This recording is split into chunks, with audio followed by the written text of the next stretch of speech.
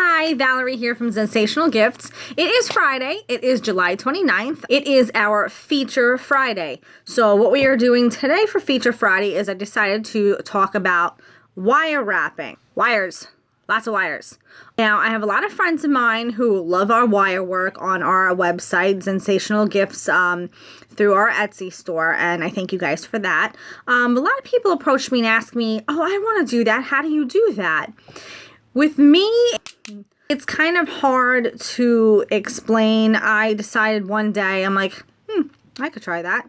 I bought a whole little bunch of wires, came home, and wound up flinging them because it was such a pain to do.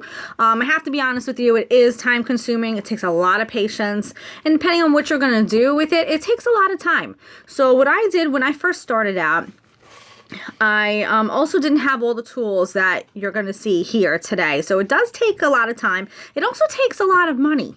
Wire wrapping is very expensive, especially if you decide, you don't like what came out. Like if you wire wrap something you didn't like the way it came out, you want to start over. So now you just wasted some wire. If you made a mistake, you wasted some wire. So it's kind of, expensive. This one's actually in our store right now. This is a big amethyst. It is about...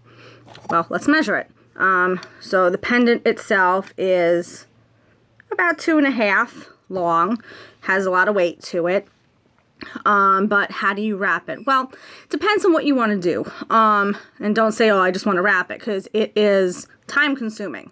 If you know me, I say worse than that, because that's how passionate I am about how long it takes to do something. Depends on how intricate you want to get. You also need different kinds of wire. And what I mean by that is there are different gauges of wires for different things. Now, this is a rose gold wire.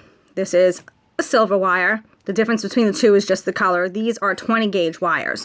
This is what I usually use. It's a little, I don't know if you could even see it there.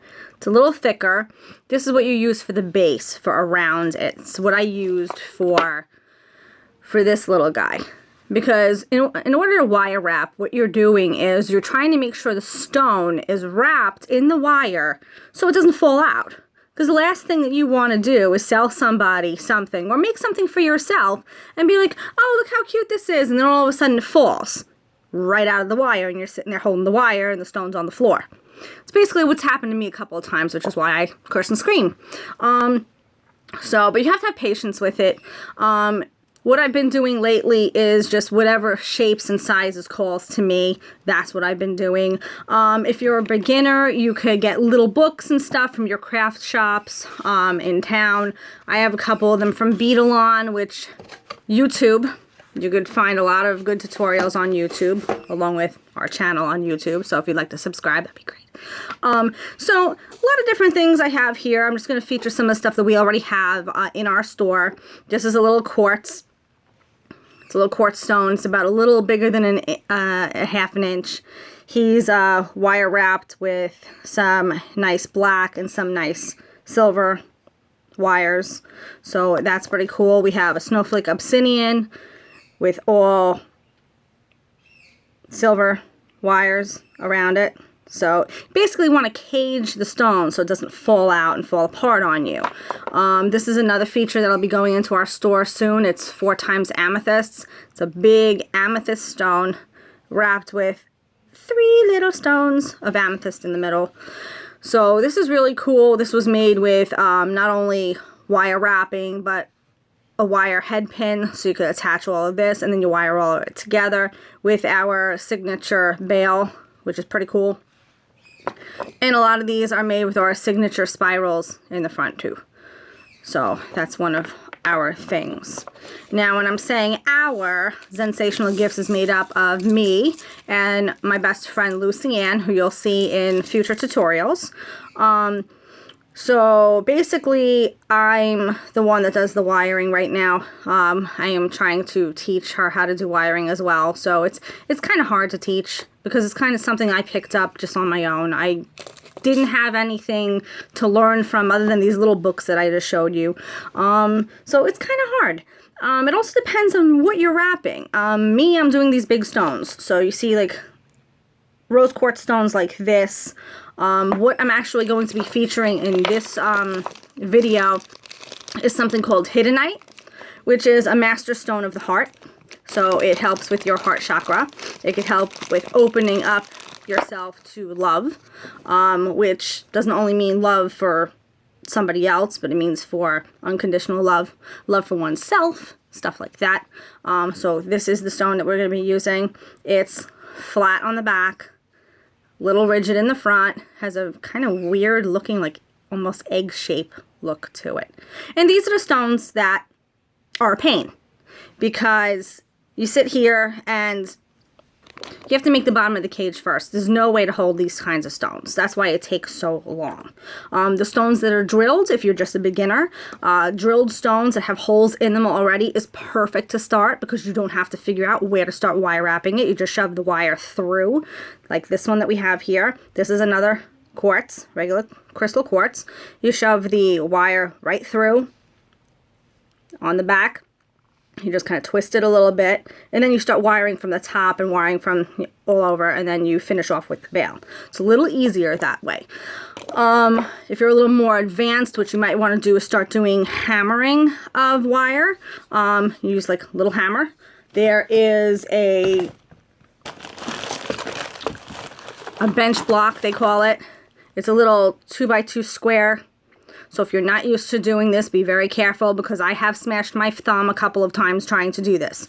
It's also a good, you know, way to get your frustrations out on certain people, like that. So, you can also wire wrap beads if you want to do cute little earrings, which I don't have on display right now to show you. I don't know where they are. Way to be prepared, Val. Be prepared. You get a little more intricate and you want to do gemstones and beads together. We have this fabulous tiger's eye necklace, which is in our shop right now. Features 4 tiger's eye beads, along with this fabulous tiger's eye nugget, which is all wire wrapped on the sides, in the front with our signature spiral, and in the back as well. So it's not going anywhere, okay? Took a lot of time too. Especially if you're just starting. When I first started, it took me literally about a couple of days to finish something, because the problem is you sit here, you have an idea in your head, okay, I'm going to whittle this, I'm going to do this, and it doesn't come out right. And then the stone falls out afterwards. So after I got used to it and everything, it wound up taking me about 2 hours to finish something, which was a little better. So this is another fabulous necklace piece that we have in our store. It is the Moldavite, which I have a big explanation for it in our store if you'd like to go see it. It has a little angel wing on it. Now, it is a green meteorite. I guess, there you go. If I hit the light right, you can see that it's green. But when you actually, if you decide to buy it and you actually have it in your possession, it does look black, because it's dark. And then I have it on black cord, so that doesn't really help that much either. But it's a great healing stone. It is wrapped in hematite, which is also protective and healing as well. So, pretty good stone. Pretty good price for what I've seen. It's very expensive, so ours is reasonably priced. We only have one in our store because it's kind of rare. Tools that you might want to use. This is a clamp. Has a little lock in the back of it just to hold. It basically holds your wires in place. When you're doing tight wire wrapping, I've noticed you can't hold it with one hand and try to wrap with the other. It's insane. You just cannot do it. So what you would do with this little clamp, you would hold the wire, hold on, like so, see? And you can't do it. Why? I'll tell you why. As I pick up the wire from the floor, there is this little, I'm calling it a bench block. I really don't know what it is. This goes in the back, so it holds the whole clamp together. That way you can actually hold your wire in place without having any problems. The tighter you need it, the more you push this in. And it holds it. I mean, you're not going to wire wrap holding it upside down. I'm just using that as an example. So this is one tool you might want to invest in. Now, wire wrapping is expensive. Also, if you're just starting out and you don't have a lot of money and you don't really know what you want to do, don't buy all these tools. because they are very expensive. Just buy a couple of things at a time and basically see what happens. The gauges of wires are another thing that I mentioned before. Like I said, with the 20 gauge wires, this is what you start with. This is the outside of your cage, I'm calling it. Let me get an example over here. See which ones I have. This one's perfect. Okay, this is a green tourmaline, which will be in our store in a little while. Cute little stone. It's about a little more than a ½ inch. It's wire wrapped with silver on silver. Now, if you could see, you know, we have our signature spiral. We have the sides that are kind of crimped in. And that's another thing I'll get to in a second with crimping. And you see the back. So this is the cage. And what's holding those wires together is smaller, I don't know where my camera is, smaller wire wrapping. So, like I said, if you're strapped for cash and you can't buy any books or you don't want to spend the money on the books, you could just go and do a tutorial on YouTube. There's a lot of people on there to teach you how to do it. So, speaking of the different tools that you might need. When you first start off, to be quite honest with you, when I first started, I got a ruler so you can measure how much wire that you're going to need. Get like a little toolkit which has your wire cutters, your round nose pliers. There's a couple of other pliers in here as well. See? Pliers. Basically to hold your wires, to cut your wires, to bend your wires in different shapes and sizes and different ways that you want to do that. There are people that wire wrap with 16 gauge.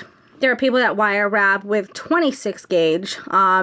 The higher the number, the smaller and thinner the wire is. It's a little easier to maneuver everything when it's smaller. It also has more of a chance of it breaking when it's smaller, so just keep that in mind when you're busy wire wrapping. It might actually break off. So you want to kind of get like a middle of the road. I usually use anywhere from 20 to 24 gauge wires when I work with stuff.